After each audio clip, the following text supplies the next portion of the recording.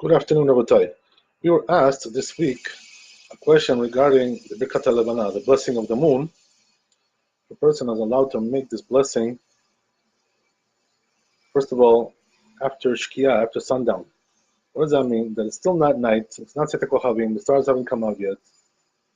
As you know, or you may not know, that Sete Kohavim, according to the Gaonim, which is the minhag custom in most places, really occurs about 15 minutes after the sun goes down. So just to make sure, we wait 20 minutes because sometimes, according to the halachic hours, because of the season, the days are longer, so that means the hours are longer. So therefore we wait just to make sure, to be on the safe side, we wait 20 minutes. But once 20 minutes has passed by, it's already night according to the Gaonim. So we don't have to wait longer than that, right, to wait 40 minutes, 45 minutes like the custom is regarding Moti Shabbat, the going out of Shabbat, that the local custom in New York is to wait 40 minutes or 45 minutes. But the truth is that this 40 minutes, 45 minutes really has no basis in the poskim, because we have actually two opinions only. We have the Geonim, which according to them, 13 and a half minutes exactly, precisely, after the sun goes down, it's already night, right? It can be a little bit long, a little bit shorter according to the season, as we said. And according to the Rabbeinu Tam, it's 72 minutes, and this is also according to the Shel's Maniot, according to the halachic hours. So we don't really have this middle shita, this middle opinion, which is 40 minutes or 45 minutes. So therefore, when it comes to Birkat Halevana, which is basically rabbinical, a person doesn't have to wait so long, 40 minutes or whatever. He can wait 15 minutes, 20 minutes, that's enough, and then he can already make Birkat Halevana. But the question is, what about if a person is in a hurry, he's in a hurry and he wants to make the Birkat Halevana after the sun goes down, before Tzedek Kochavim, before the stars come out. So the truth is that in a case of emergency, or when a person doesn't have an opportunity to do it at a different time, there's a rush. What does that mean? It's a rush. That the last day that a person can do Birkat Halevana is the 15th of the month. Once the 15th of the month is over, once the 16th of the month starts, the person is not allowed to do Birkat Halevana anymore. So therefore, right, it could be that also he's running out of time. It could be that it's the last day, or it's cloudy, it's right, whatever, there's rain, and he's afraid that he's not going to be able to see the moon anymore. So therefore, in cases like this, where it's an emergency or it's a difficult situation, it's a pressing situation, so a person can make the Birkat Halevana once the sun goes down. Why is that? Because once the sun goes down and the moon is shining pretty well, so a person can see the moon very nicely, and he can also benefit from the light. He can enjoy the light of the moon. So therefore, since he's able to do that once the sun goes down, so therefore, in a pressing situation, a person can make the Birkat Halevana after the sun goes down, even though it's not exactly night yet, because the stars have not come out. We haven't waited 15 or 20 minutes. But that's only Rabbi, as we said, when it's a pressing situation. But the situation is where there's time afterwards, or there's going to be more days to make it, and so forth and so on. So then a person should not opt for this option. The reason is because we find, brought down in several poskim, we found in the Shibor Leket and the Agur and the Ramah, they write that a person really, ideally speaking, should only make the Birkat Halevana when it's really, really night, and he can really benefit from the light and really enjoy the light. Doesn't necessarily mean he has to actually enjoy or benefit from the light, but it has to be possible for him to do that. So therefore, right, the Chatchila, preferably, a person should wait until the sun goes down and also the stars have come out as well. And then once it's really dark, it doesn't have to be pitch dark, Rabbeinu Tam, like that. It doesn't have to be like that. But since it's really dark at that time, more or less, right, and you can see the moon very nicely and you can benefit from it. So therefore, in a case like that, a person should, when there's time to do it in the proper way, a person should wait until the stars have come out, as we said. There's also a similar question regarding the dawn, right? What happens is that when a person wakes up early, or he stayed up all night, whatever, so then before the sunrise, about 72 minutes before, we have the dawn. So the dawn, what happens is, right, that the light starts to come out a little bit, little by little. In the beginning, you can't even see it. The naked eye can't even see it. It's so small, right? So it still is very, very dark, pretty much, when the dawn occurs. But nevertheless, right, since it's really dark, more or less, at that time, and the light is very slight. So therefore, during the dawn, also, if a person has a pressing situation that he can't make the Birkat Halevana at night, let's say this is the last day now that he can make it, right? It's already the 15th of the month. So if he waits till the night, it's going to be already 16th. So therefore, in a case like that, right, or it's going to be raining, whatever, it's going to be cloudy, whatever they told them, the weatherman said. So in a case like that, a person can as well make the Birkat Halevana after dawn, even though, right, it's still, according to halakha, it's considered to be day now. Why? Because the rays of the sun have somewhat appeared, even though it may not be visible yet to the naked eye. Nevertheless, since it's really dark, more or less, right, it's no different than when the sun goes down during the evening, right? It's even better. It's even darker than that. So therefore, right, if a person has a special need for that, he can make the Birkat Halevana during the dawn before the sun comes up, right? That is also possible, but as we said, right, this is also not the best way to do it. If a person can really do it the best way, right, the best way is to do it at night when it's dark and it's really, really night, according to the halakha. Number two, Rabbi, also, there's a question regarding making the Birkat Halevana during Shabbat and Yom Tov. So the truth is that there's no actual here some kind of labor that you're doing when you're making Birkat Halevana. So why should it be a problem? You would think, right, that there's no issue to make Birkat Halevana on Shabbat and Yom Tov. But the truth is that there is a tradition by several poskim brought down. The Maharil brings it down, and also the Rama Mipano brings it down, and also many other poskim. They bring down that there is a tradition by the Jewish people, oral tradition that's been passed on. That's called like a Kabbalah, Divrei Kabbalah. It's like a Kabbalah, whatever. We have a tradition that a person should not make on Yom Tov and Shabbat Birkat Halevana. What's the reason for that? It's a labor what does a labor? You're doing a labor? You're doing some kind of prohibition on Shabbat? No, it's not the issue.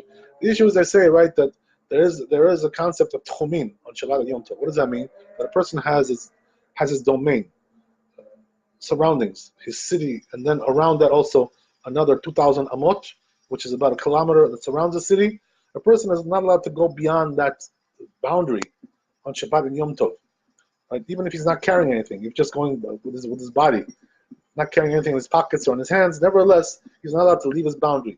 So they say, right, that here also there's such a concept like this in Kabbalah, that a person who is making Birkat Halevana, what he's doing is he's accepting, right, he's the Pnei Shechina, the divine presence, he's accepting it, he's welcoming the divine presence, and since the divine presence is above 10 tefachim, right, it's like in the air, in Shemaim, so therefore when a person makes Birkat Halevana, it's as if like he has to go above the tchum, right, the 10 tefachim, he has to go and leave his domain in order to accept the Pnei Shechina, to invite the divine presence to where he is. So therefore, there's some kind of a violation over here.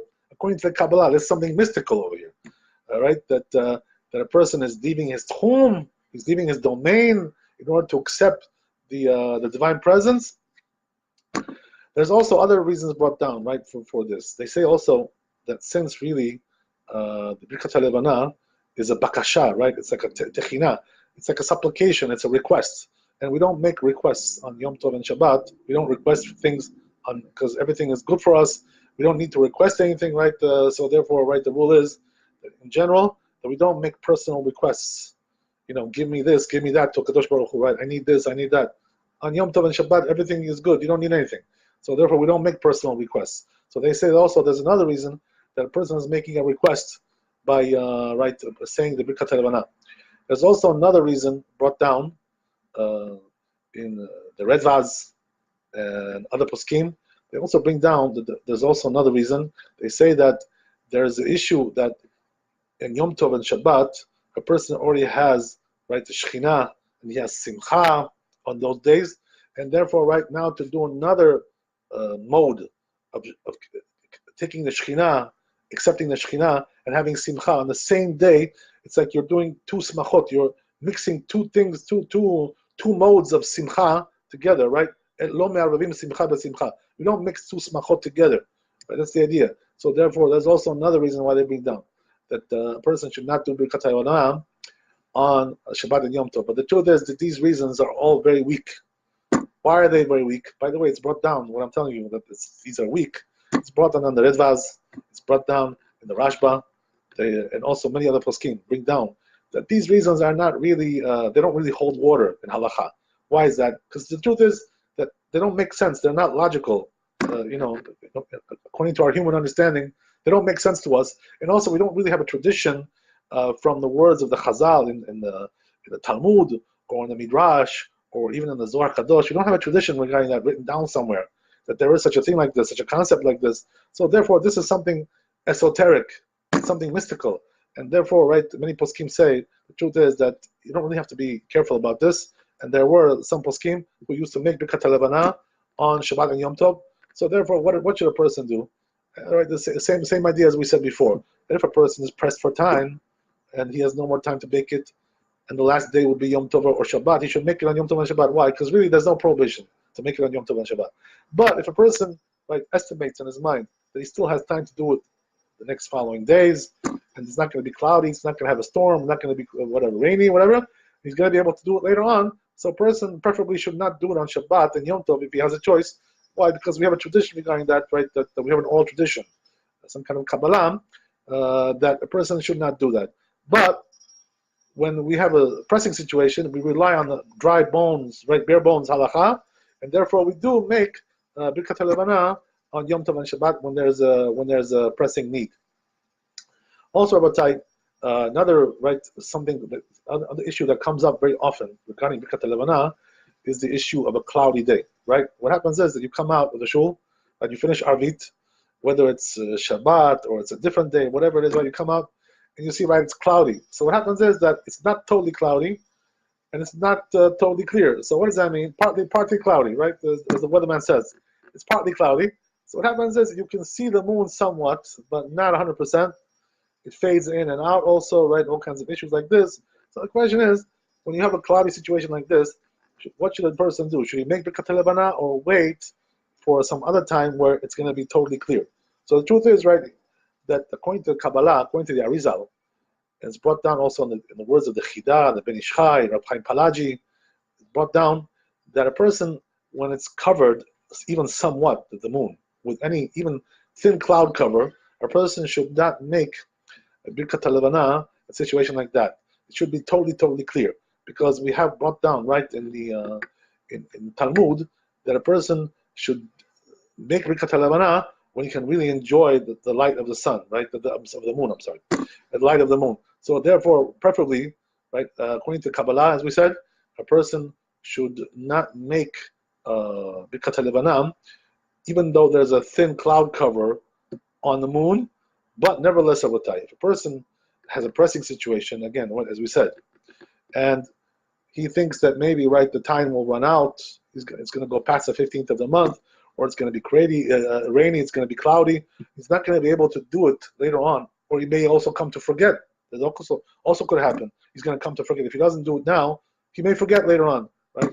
So therefore, the rule is, Rabbi, that if a person is worried that he's not going to be able to do a mitzvah, he's going to lose a mitzvah altogether this month, right? So therefore, what he should do is, he should make the Birkat Halevana if there's a thin cloud cover over the moon, and he can still enjoy the light of the moon. If it's strong enough that he can still enjoy it somewhat, he can still, right, get some pleasure from it. Nice, beautiful light of the moon, right, the nice moonlight.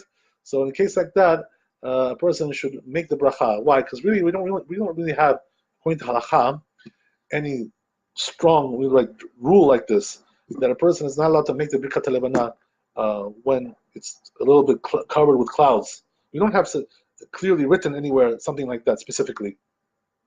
So therefore, in a case of pressing need, as we said again, a person, right, when it's covered with thin clouds, he can still somewhat benefit from the moon. He still likes the light, enjoys the light. He should make the bracha, because otherwise he may lose it altogether, right? Tafasta merubelo tafasta. If you try to do too much, sometimes you wind up getting zero. You wind up getting nothing. But if it's totally covered in a way that a person can't even benefit from it at all, even though he does see it a little bit, let's say, right? He sees it slightly, but he can't get any benefit from the light. He can't enjoy the light at all. It's too weak. It's too fuzzy there, the light. So in a case like that, it says the Redva that a person should not make the blessing at all. And if he does make the blessing, it's a bracha levatala, it's a blessing in vain. Why is that? Because he can't even enjoy the light of the moon at all, right? Zero, there's nothing there to enjoy, even though he does somewhat see it, but there's nothing to enjoy there. There's nothing to benefit from. So therefore, in a case like that, Rabbi, if it's so weak, if it's covered with thick clouds, right, a person should not make the bracha at all, and let him wait until he gets another opportunity, right, to make the bracha in a better situation. Chazak Baruch Adonai Leolam, Amen ve'amen.